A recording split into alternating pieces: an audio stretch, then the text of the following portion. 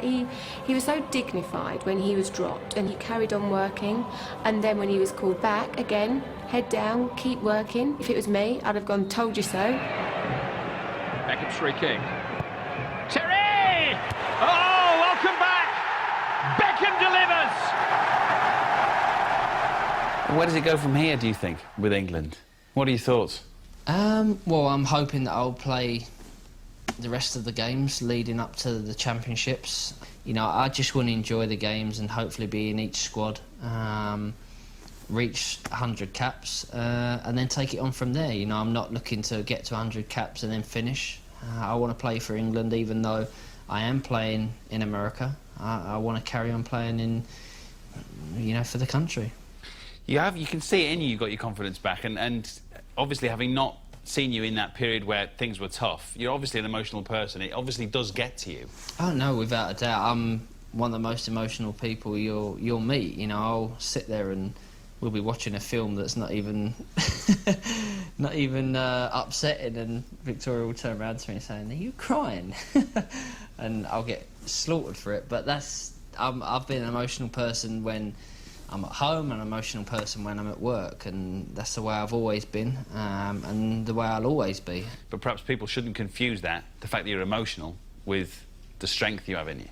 I am an emotional person, but I've also got a side of me that believes that I can do anything if I've got the belief and I've got the confidence. It's not an arrogance, it's just a belief. And you've got it back? I've got it back.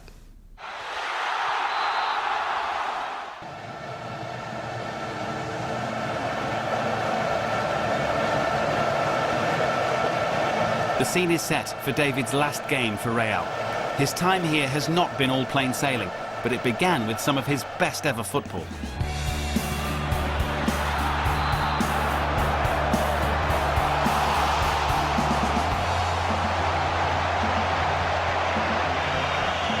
But 6 months ago, things turned sour for Beckham in Madrid.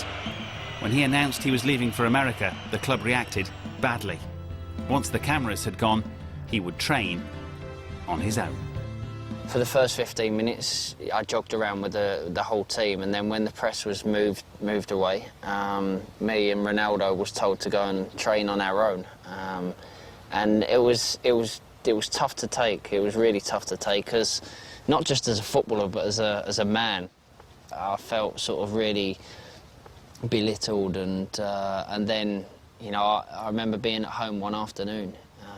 And one of my best mates rang me up, Dave, and he said, "Have you seen Sky News?" La decisión del jugador, ha hablado con el club, ha decidido de irse a Los Ángeles. And he said, Fabio Capello's just gone on the telly and said that you'll never play for this club again. No va a jugar. Entrena con nosotros, pero no va a jugar. And I'm thinking, what am I going to do? I think that he was surprised that I didn't say, OK, you know, let's get, you know, the Galaxy to pay the contract out, and I wanted to stay here for the rest of the season, and I'm thankful I did, because, you know, things have turned around. I've worked hard, I've trained hard, and he gave me another chance. 1 month after being dropped, he'd got his place in the team back. He's very clear about his motivation. I just think the love of the game. I know it sounds tacky, but that's all I know. You know, football is something I love doing, always have done, always will do. And when I've been hurt in the past, I've always come out fighting. I've never been a person that will just accept it. Obviously, after the World Cup, I'd been left out of the England team, and then getting left out of the Real Madrid team, you know, sort of really battered my confidence as a footballer.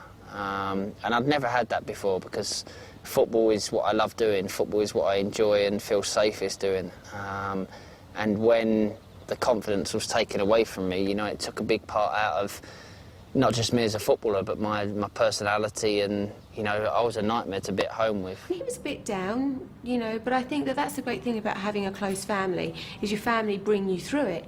I mean, I remember when he hurt his, I think it was his knee, and he'd had a couple of really good games for Real Madrid, hurt his knee, and he was sitting in front of the television and he was so depressed, and I looked at him and I would just do everything to try and pull him out of that, you know. It was a really, really difficult time for me. Even Fabio Capello now regrets the way things turned out. Mira, yo creo que David podría estar aquí tranquilamente en los próximos años. Me gustaría eso, pero los contratos son contratos. Este tema necesitaba resolverlo antes de que firmaba con los Galaxy, pero no se puede hacer nada en ese momento. I'm playing football like people know I can play football, and many people doubted that, and doubted that I still had that in me.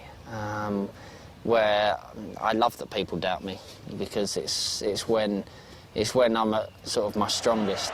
David is back on top of his game and back in the Real Madrid side, poised to win La Liga and planning his American adventure.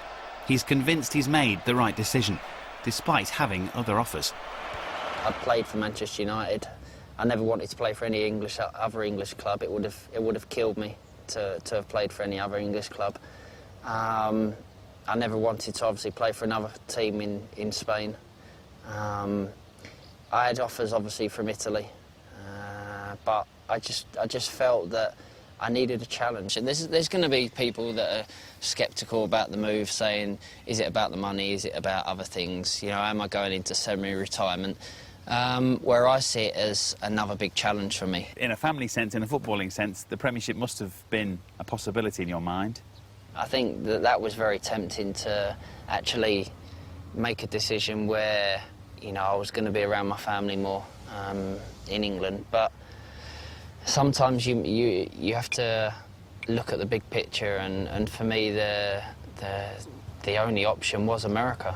It was a decision that I didn't take lightly, and one that I definitely didn't believe I rushed into. It was just, you know, at the time for me it was the right thing, and it is now. And in terms of the future, there's a few things obviously that it will throw up.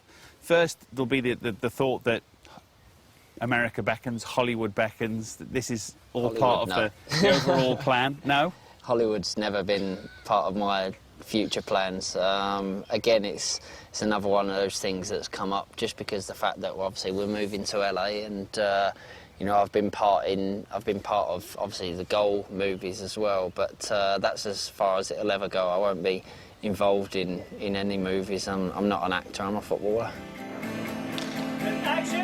Beckham is a footballer, but he's also the most famous one on the planet. Just before his final game for Real, the United States of America has come to Beckham in Madrid to shoot his first major TV commercial for ESPN, the world's biggest sports network. Well, today we're filming a promo for ESPN. So they've got like 70 extras which are screaming at me and shouting, please don't leave, and waving Spanish flags.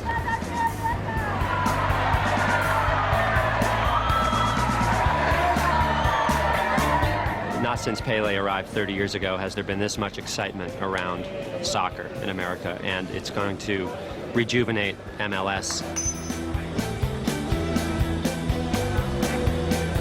It's sort of bringing home to me the fact that in a week I'll be leaving Madrid. It's great filming it, but it's a little bit emotional as well. I absolutely think that David Beckham's arrival in America will be a success. He will sell out everywhere he plays. This is going to change the face of soccer in America. There's no doubt about it. It's going to be, I think, a great atmosphere when I first walk out onto the stadium. You know,